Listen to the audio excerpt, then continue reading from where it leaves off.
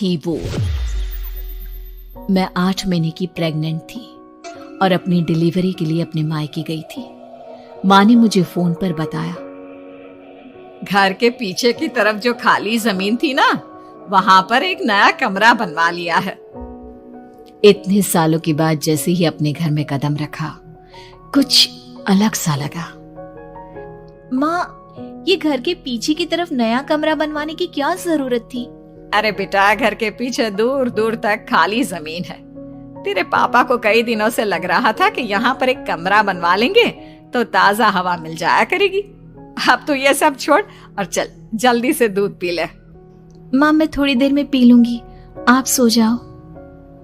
मैंने दूध का गिलास उठाकर उस खिड़की में रख दिया। पता नहीं कब आंख लग गई। अचानक से खिड़की के पल्लों के खड़कने की तेज आवाज आई।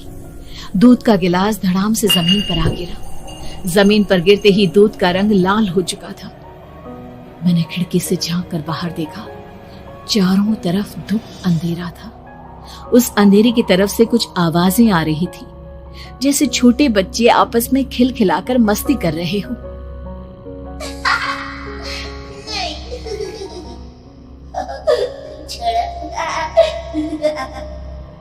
इतनी रात को इतने घनघोर अंधेरे में बच्चों की आवाज कैसे आ रही है?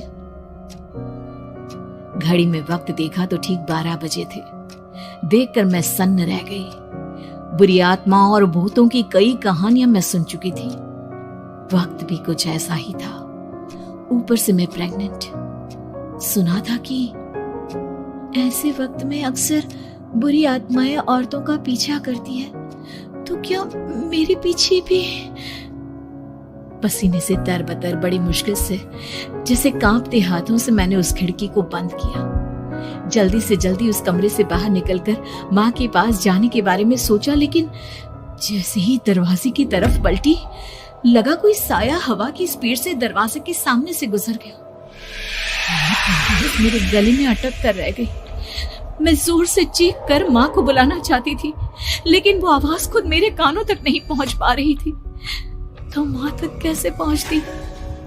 खिड़की के पल्ले एक बार फिर तेज हवा के झोंके से धड़ाम करके खुल गया और पूरी ताकत से मैं चीख पड़ी। जानती थी मेरी चीख की आवाज सुनकर कुछ ही सेकंड में माँ वहां पहुंच जाएगी, लेकिन ऐसा कुछ हुआ ही नहीं। मेरा कलेजा डर के मारे फटा जा रहा था।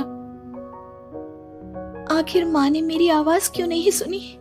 इतनी गहरी नींद में तो माँ कभी नहीं सोती। ठीक पीछे खुली हुई वो खिड़की। मुझ में इतनी ताकत नहीं बची थी कि मैं पलटकर उस तरफ देख भी सकूं। हवा का एक सनसनाता हुआ झोंका उसी वक्त मेरे कानों से आकर टकराया। लगा जैसे किसी ने दबी हुई आवाज में धीरे से मुझसे कहा, चली जाओ यहाँ से। मैंने दोनों हाथ अपने कानों पर रख लिए और एक बार फिर ताकत लगाकर जोर से चीखने की कोशिश की। माँ! पापा! मेरी आवाज उस कमरे की दीवारों से टकराकर वापस मुझे ही सुनाई दे रही थी।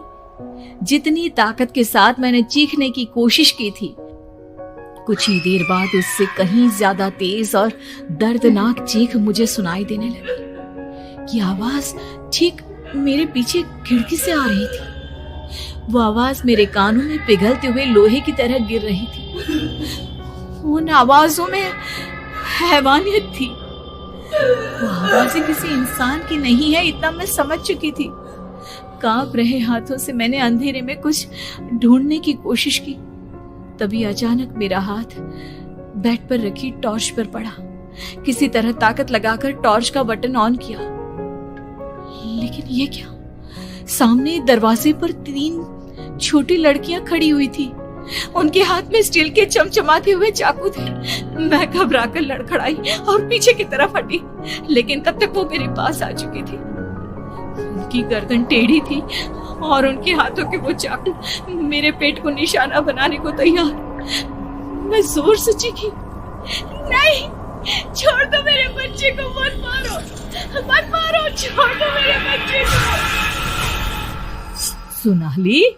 सोनाली, क्या हुआ बेटा? तू इतनी डरी हुई क्यों है? उठ बेटा, क्या हुआ?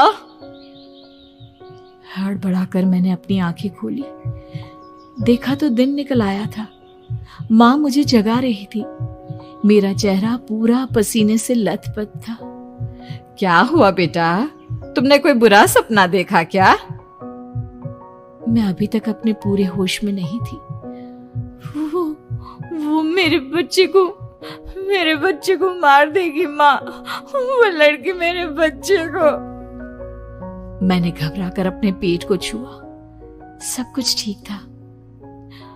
और वो दूध जो रात को यहाँ पर गिर गया था, उसका रंग लाल हो गया था। माँ ने हंसते हुए दूध का गिलास मुझे दिखाया।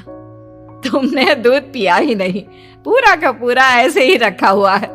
तुमसे कहा था ना सोनाली, सेहत के लिए लापरवाही ठीक नहीं बेटा। लेकिन मैंने तो सब कुछ अपनी खुली आंखों से देखा था। ये सपना कैसे हो सकता है?